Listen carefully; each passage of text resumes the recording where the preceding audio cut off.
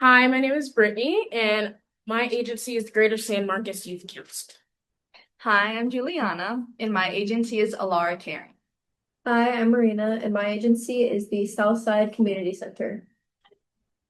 Today, we'll be discussing policies that have to do with confidentiality within our agencies. My policy is a subsection within Southside Standard Operating Procedures for their homeless prevention program. It mostly has to do with inputting information in secure locations, whether that's paper documents or digital. They all go into specific systems within Southside, along with making sure that the case managers abide by HIPAA and Southside standards. And it also makes sure that the case managers don't share information with partners of the people who are in the homeless prevention program without a signed release form from that client. So ours is a confidentiality agreement that pertains to anyone who is employed by Alara or working within the facility. It is a confidentiality agreement. It is of the utmost importance for all patients, and as well as having a clear understanding of what standards the employees are held to. It is broken down into three sections: the patient confidentiality statement, and property of information.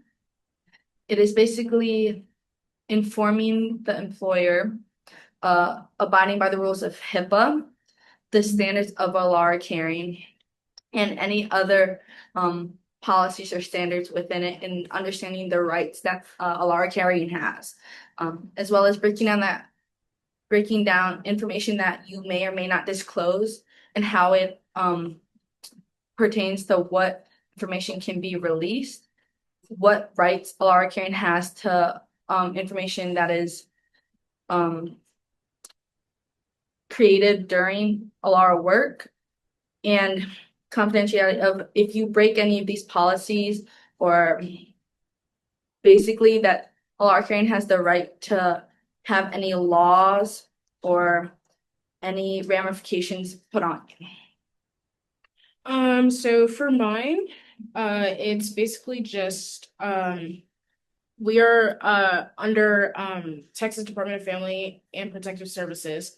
So we follow their confidentiality agreement, and it's kind of an umbrella of like other agencies as well. Main things are protection of client records, confidence of case files, and basically what's interesting about ours is all workers and volunteers have to take a class to understand what exactly confidentiality looks like between patients and the staff. That's what I thought was interesting, because I was like, there's some like it's just a policy agreement that you sign, but there's like classes that we have to take. Like I took like two classes that were pertaining to talking about like confidentiality between patients and workers, and even outside when you're not volunteering or when you're not doing work in the agency. I think for me, I think the importance for mine is really generalizing. It's kids. We're working with kids ages 17 and under.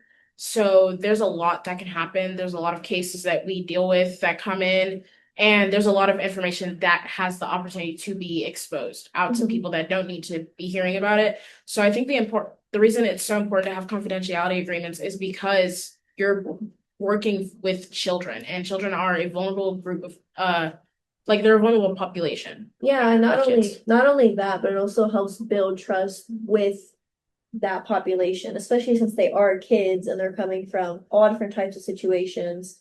They need that level of trust, and the confidentiality policy that you have definitely helps with that.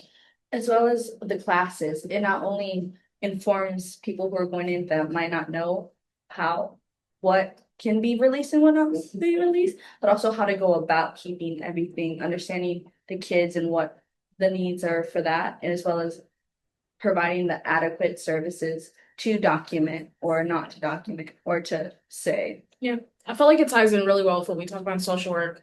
because that's one of our big things, confidentiality. Yeah.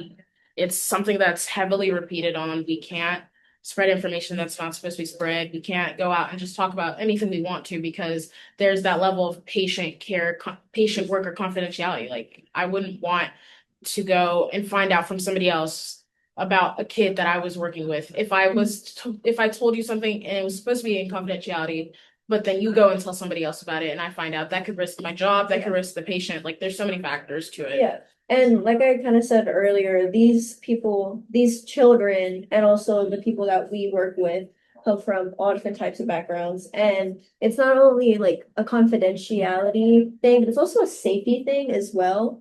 Because a lot of these people, at least for my agency, they're experiencing homelessness, trying to leave domestic violence situations or like other like mental health things. So Kind of piggybacking off of what you said, but ours is more like for protection and privacy. Alara carrying only you can only record or put information regarding your health or anything in Alara carrying approved devices. So we have specific devices that is with this agency that you can document and record any information to keep that privacy confidential. You cannot forward anything to like personal devices, and it is informed so nothing can leak it out. And if you any cell phones or personal email, if this agreement results in you breaking it, they are if Alara Crane is able to legally take action against you to protect the health and medical records of our clients. Yeah.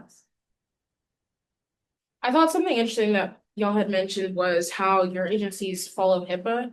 Mine, because we're not medically based, we don't carry medical records of patients and we don't provide medical bills.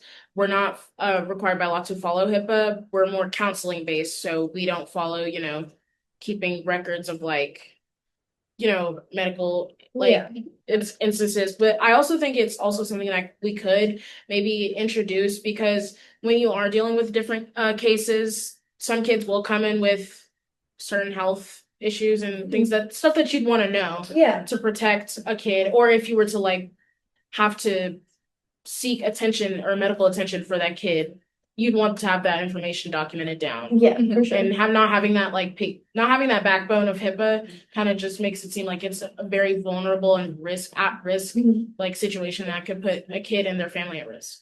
Yeah, for sure. My agency follows HIPAA because of the health related services that they provide. A lot of it has to do with like mental health counseling, case management, of course, and paying for medical bills as well, since it is a financial assistance and it provides financial like support. A lot of they have access to medical records because they're sometimes helping pay for it as well. So kind of like with yours, how it's protecting that data, and same thing with yours.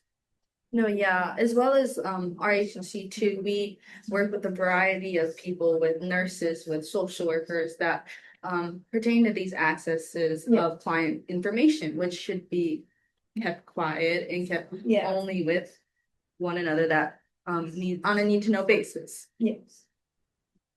I mean, all in all, I just think that confidentiality agreements are really important to have. There's just so much stuff out there, even right now in the world, that it's very risky to not have a set agreement that can, support an agency, especially because you're working with different people each day. Like with mine, we get different kids every single day. You just never know who you're going to get. And having that confidentiality between the worker and the patient, it makes the kid not only feel like they have someone they can trust, but it makes them feel like, there's a safe place for me to come. Like I can call this home until further notice. Like I would want my patient to feel like they're safe, no matter if you're working or volunteering. Like I would want that security between me and my patients because I want them to know that they can come to me and they can trust me with whatever they have to tell me. Yeah, as well. Sure. Oh yeah, and as well as not like feeling like they know that their information will be spread with the written consent. Is as long as like if you have your patient's consent written down, given that they are able to spread that information. That is the only way that we can do it.